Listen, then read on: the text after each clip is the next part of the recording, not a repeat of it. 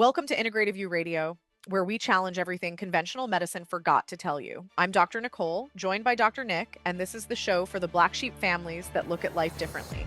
We're not here to tell you what to do, we're here to open your eyes to new perspectives and new ways of thinking. Now, let's get into it. Yeah. Feel that? The sound of possibility. What's up, everyone? Welcome back to another episode of Integrative U Radio. We are diving into kidney stones. Ironically enough, we are going to be talking about parathyroid function as well, which is really just the opener because a lot of people don't realize that there is a direct connection with parathyroid function and the possible onset of kidney stones. There's a lot of other variables when it comes to kidney stones that we're going to be talking about from a root cause perspective. But for those of you that are here because you've had kidney stones or you are here because you've had parathyroid dysfunction, you're going to be able to learn a lot about what these look like integratively because they do directly affect each other. Throughout our years of working with people, we have seen quite a few people that have either had kidney stones and came to us afterward because they kept reoccurring, or they even had the passing of kidney stones as they started working with us. And so really what it comes down to is your kidneys are a filtration system, and I don't think a lot of people realize what the kidneys actually do. Your kidneys filter your blood, and anything that needs to be excreted that doesn't belong in the blood, is foreign to the blood, is harmful inside of the blood, the kidneys are going to grab it and they're going to eliminate it out through your urine. One of the big fucking problems right now in the world, and I would say especially in the US, is that there is a very particular compound that is massively abundant inside of most people's blood because of diet and lifestyle, which is fucking sugar, also known as glucose. And so, we live in Italy now, and yeah, of course there's sugar here. There's sugar everywhere in the world. But coming here and having a little milk in your cappuccino or having a pastry or having a dessert, you realize like, holy crap, they use maybe a fraction of the sugar that they use in the US. They don't use sugar in making bread here. It's radically different with how sugar is used and the abundance of the use. So, I actually never put sugar in any coffee drinks, matcha drinks that I ever had. And then when I came here, I would have a coffee and I was like, it tastes a lot different. But in the US, I was using a lot of almond milk and coconut milk and cashew milk and whatever fucking milk. And there's a freaking shit ton of sugar in all of those different health products. So the moral of the story is that there is a lot of glucose and excess sugar that is floating around in the bloodstream of most people. And the longer that goes on, it's like the boy who cried wolf. The pancreas, who regulates blood sugar, is kind of like, I don't even know what's going on anymore, but there is just so much sugar all the time that like I can't keep making insulin because I don't even know what's going on. So it's a misfiring, and then people become insulin resistant, and then it's more and more sugar. More sugar in the blood, more sugar in the blood. So let's just think about like basic cooking in kitchen. What happens when you heat up sugar? Or what happens when a little bit of liquid gets mixed in with sugar? It becomes a sticky, caramelly type of substance. So if you have different functionalities of your kidney, and your kidney is now filtering sugar, But now the sugar is sticking and clumping your red blood cells, maybe. Maybe it's clumping up different minerals that is a very normal part of your kidney processing it. It gets rid of extra calcium, it gets rid of extra magnesium, extra phosphorus, it gets rid of minerals that you don't need, that would be too intense for your body and make your brain and heart go haywire. So now all this sugar is clumping up things. And now you have what on a ultrasound or a CT scan is called stones. And this is why they tell you, stones could be phosphorus, stones could be calcium, stones could be all these different like compounds that make it up. And I'm not saying that kidney stones only happens in people that have glucose issues, but this is one of the reasons why it's more problematic now. Because if you only have mineral issues, aka the primary organ that regulates your calcium is your parathyroid glands on the corners of your thyroid. If you have parathyroid dysfunction and your parathyroid is not regulating your calcium levels, and you have a shit ton of calcium floating around in your blood, which again, as I said, would cause an electrical misfiring of your heart and your brain, obviously that's hugely problematic, because you could have a fucking seizure, you could have a heart attack. So your body is like, get it out, get it out, get it out, get it out, and it's going to get it out through the kidneys. The more this happens, the longer it goes on, inevitably there is going to be a collection of calcium that is now in the kidneys. So there's a lot I threw at you. I was just you paused and I was like, where does she want me to go now? I was like, God, she probably just overwhelmed him. How am I not going to continue this overwhelming process? Well, use this moment to, write down any notes. There's more. I just figured I'd pause. Get ready to continue to maybe take some notes. Maybe this will be one that people have to listen to like 2 or 3 times. I'm going to try to make this simple. So, kidney stones, as you were talking about, and I was taking notes, I was trying to play off of your verbiage so people will be able to connect better. But it's the clumping up that forms the stones. And on the mental side, we've talked in previous podcasts, is that the mind is really dictating the expression of the body. The body is just a feedback mechanism. So first off, your body's not broken at all. It never does anything unintelligent. So if you've been taught that, just fucking forget it. It's a stupid belief. It comes from somebody that's learned from somebody else that was fucking ignorant. So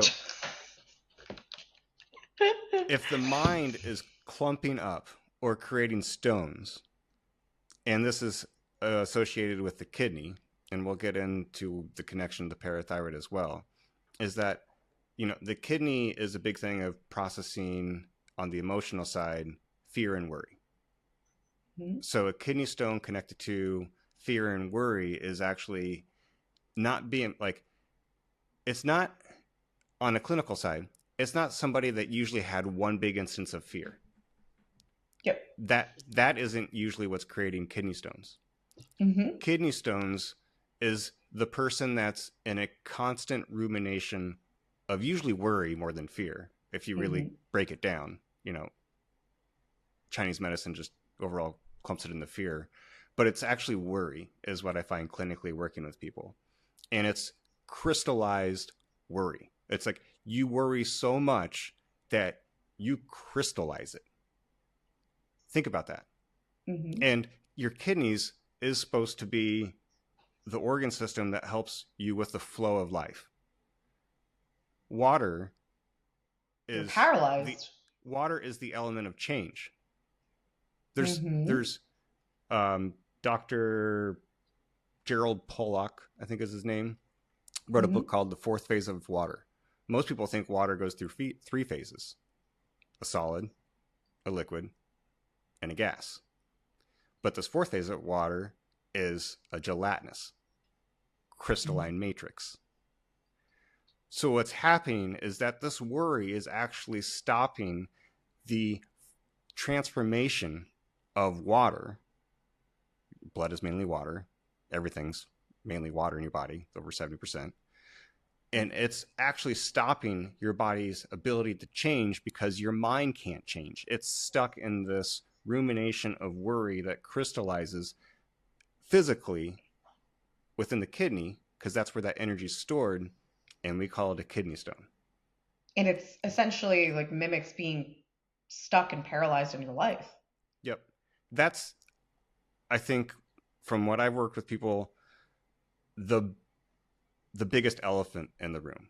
And then there's the connection with the parathyroid. And the parathyroid, that is because that's over your voice box. And that's all about judgment. And it's the judgment on yourself, or it's the judgment of others. And those judgments, hard judgments, get so hard, so ruminated over and over that it creates a stone.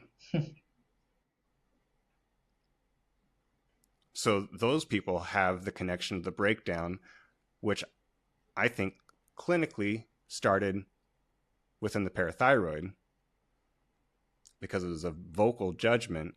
And then that judgment ruminated so long that it got the kidneys stronger than the parathyroid. Mm-hmm. So it got, quote unquote, delegated to the kidney. And then the kidney's intelligent to wrap it up and harden as a stone to not create more damage. Mm-hmm.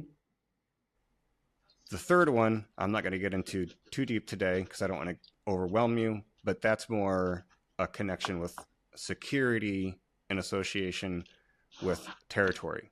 So that territory is its home, its relationships, its money, and there's usually a loss of it, which is connected with grief, and that grief is blocked. The person gets stuck in that loss.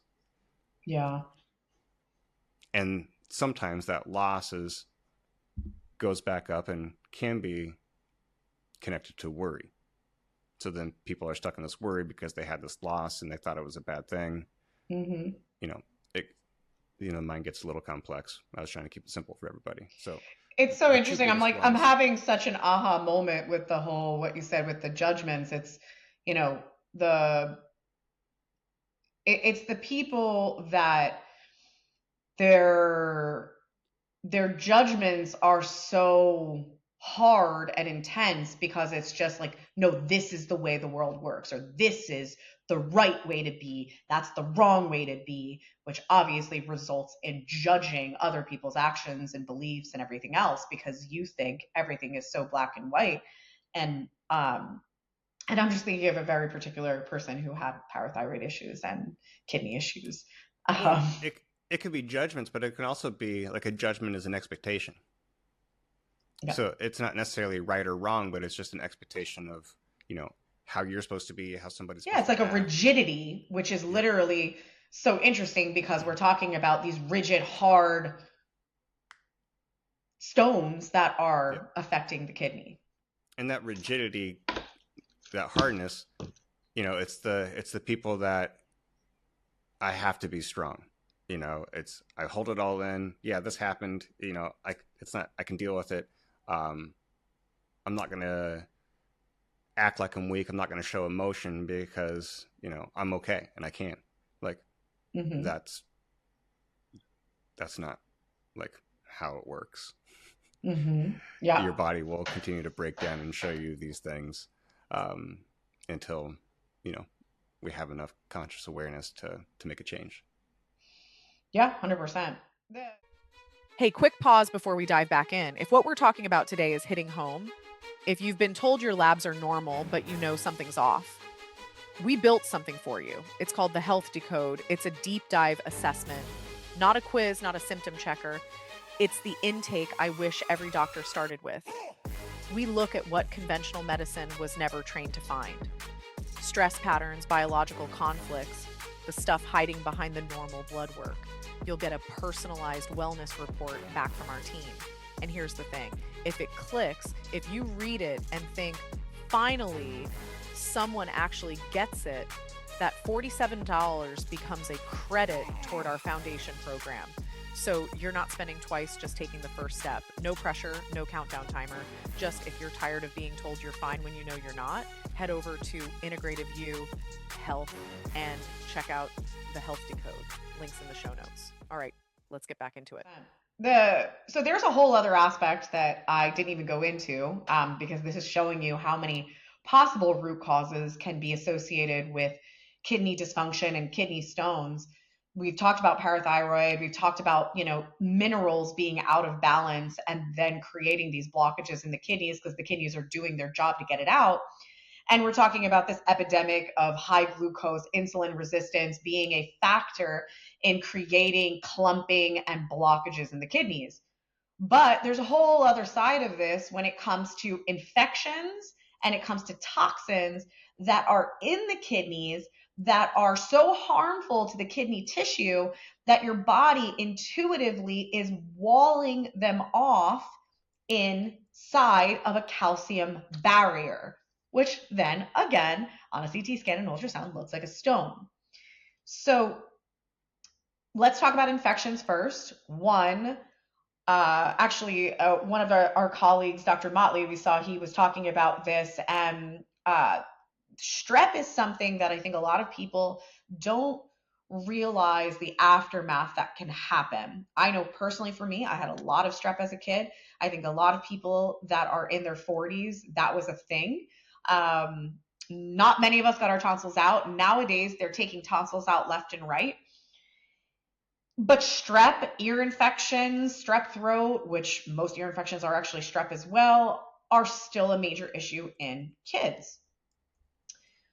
The thing is that if you've had enough strep infections and then your tonsils were compromised, which are a lymphatic organ, that means that strep more than likely got picked up by your lymphatic system and traveled. And one of the things that they see in adulthood is that strep can be in the kidneys. This is amongst many other infections because your kidneys are also the part of your urinary system. Your urinary system borders your reproductive system. So there are many women, I would say especially, that have had different vaginal infections. They've had bacterial vaginosis, they've had yeast issues, which then also started to affect the urinary tract because there's shared tissue, shared lymph nodes, and then that can work its way up into the kidneys. And it could be a silent infection in the kidneys. And again, your body is super smart. It's very intelligent. It's like, ooh, bad guy. We don't want that bad guy reproducing. We don't want that bacteria reproducing. We don't want that mold taking over, that fungus taking over. So let's wall it off. And the way that the body walls it off is with calcium. And so the same exact concept, toxins. So I talked about the epidemic of sugar in the blood. One of the tests that we do regularly with all of our clients is we do urine-based heavy metal testing. And we also use DNA testing to look at all other types of chemicals, from pesticide residues, the different industrial chemicals that are used in personal products, lotions, creams, sunblocks, etc. We look at all of the gamut of different toxins. And what we find is that lately, I would say within the past 2 years, most of the urine samples coming back for our clients are high in arsenic, like a very, very large percentage are high in arsenic, and another large percentage is high in lead and mercury. Arsenic is the most common. So if you have arsenic in your kidneys or your urinary system in general, your body's like, this is bad. This is harmful. This is going to create problems. So again, same idea. It's going to send in a fleet and it's going to wall it off. So there's a lot of reasons why people, one, have kidney dysfunction, and two, have kidney stones. There's a lot of people walking around with small kidney stones or small kidney blockages, and they are just having back pain. I always ask people when they say, oh, I have back pain. Okay, do you have back pain on your spine? Do you have back pain on the sides of your spine? Is it your very low back? Is it kind of middle of your back? And a lot of people are like, oh, no, it's only my left side of my back. It's, kind of like not mid back. It's not low back. It's like in that middle place. We go run their testing and they have issues with their left kidney. So there's a lot of considerations, because you don't have to have kidney stones to have kidney dysfunction. Because all of the variables that I talked about today, I would say the top two is heavy metals and toxins being present in a lot of people's bodies because of, sadly, the drinking water to the food and the personal products having so many chemicals in it. And the issue with so much sugar and glucose being in most of the foods that people are eating on a regular basis, even if it's just their Starbucks Dunkin' Donuts coffee.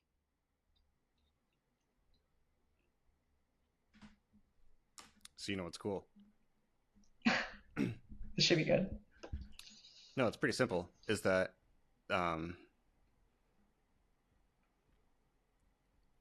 your body's just so intelligent. It's so amazing. And Yep. It's always trying to do its best to perform optimally, to give you the best. And so these stones, which are, pretty much crystallization of different minerals, and those minerals become, clumps, stones, hardened, because, as we mentioned, there's a lack of flow of life, so there's no transfer, so it becomes gelatinous, stuck, like that fourth phase of water. But that's not all it is. Mm-hmm. It's intelligently winding, simply put, which probably isn't really true, is it's creating this capsule, like a biofilm, I think you said. Yep. I didn't say biofilm, but that is what it is. Correct. Around these toxins. Well, yes, and I mean, simply put, yeah, it's creating this capsule, but that's kind of like how we learn about an atom. It's phases of learning. Let's not talk about atoms right now. This interwoven mixture of, yes, this gelatinous structure with the toxins. And what's fun is those toxins, if you get deeper into it, that's the same toxic charge that we have within the mind. Because everything in the body is a charge. Calcium in the body has a charge. Yep. And so, that charge is used in neurotransmitters to help function, process, carry information. Oh my God, we can't process information. Holy shit, we have stuck information. It's so beautiful how the body is. So, I know this, sometimes we talk about topics that are like doom and gloom and very heavy, but like I really want to emphasize that your body's amazing. And it's giving you the signals and the information, which sometimes really sucks and sometimes is very painful. I get it. But it's information to use to actually have a better quality life. Yeah. And that's the North Star. That's the, we can use it to say like, holy shit, like nobody's ever checked my parathyroid. Yeah, my parathyroid's dysfunctional. That's probably the main causation of, my form of kidney stones. Holy shit, yeah, I'm very rigid in my life. Like, I have a lot of judgment. I have a lot of expectations for others and myself. Like, I just think people, it's like having a doctor that gives a shit, having a doctor that's also interested in their own personal growth inside of the expertise that they're trying to deliver as well. And also someone who also is striving to, they want health for a better life. Like if your doctor is just focused on, the health of the physical body, but doesn't understand that, the reason why someone wants better physical health is to actually live their life, then they're always going to silo out and look at problems and dysfunction and say, oh, it's probably genetics and family history and this and that. But if somebody's going to sit with you and say, I want to help you with your health so that you can overcome this and live your fucking life So I'm going to take an interest in all of the things that could be contributing to this and really figure out your root causes so we don't waste any more fucking time, no more money, so that you can actually get your life back. Like, that's a different intention. And obviously that's going to yield different outcomes. And on a mental emotional side, it's not that we're selfless. The selfishness is we're constantly learning to better ourselves. It's, that's the fun part of, you want a doctor that's trying to grow their self-awareness. So the better they can be, the better they can give. If your doctor is only giving, because there's some very intelligent doctors out there that are helping a lot of people, but then they get an autoimmune condition, they get these things, and it's that they're imbalanced. So that also means that they weren't actually giving all that they could to their clients. And that's the balance between selfless and selfish. It's just being authentically a better version of you every day so you can give a better version of you. Yeah, no, 100%. I think at the end of the day, sometimes, we ask the question a lot to people is, why do you want your health back? And that can sound like a bizarre question, but, is it just because you want less symptoms, or is it because you have a vision beyond the vision? Do you have what is this going to give you? What is this going to allow you to do? What roadblocks is this going to remove for you? And what are you going to do with it? Because if you don't have that vision beyond the vision, then it's really hard to achieve that goal. And this is why a lot of people stay stuck in their health. And, this is one of the reasons why we also do an application process when we work with people, because if you come to us and say, oh, I just don't want to feel like this, and you don't have anything else to say, then we're probably not the best fit for you, because we're going to constantly push you out of your comfort zone and you're just going to not be happy about it. So the mental and emotional work bridged with the physical biochemical work, we think is the sweet spot for people to fully get their lives back, get their health back, to get their lives back, and then being able to help them utilize this newfound version of themselves. So, that's what gets us lit up and excited. So, for the black sheep here, you get it. Thanks for being on the journey. All right, guys, we're going to close on that. Yeah, we're going to close on that one. We'll see you on the next one. Thank you for being here with us today. Remember, this isn't about telling you what to think. It's about giving you something worth thinking about. If this episode shifted your perspective, share it with someone who needs it, because they won't hear this in a waiting room. Subscribe, leave a review, and if you're ready to stop guessing and start transforming, head to integrativeyou.health. We'll see you next time. Stay curious, my black sheep.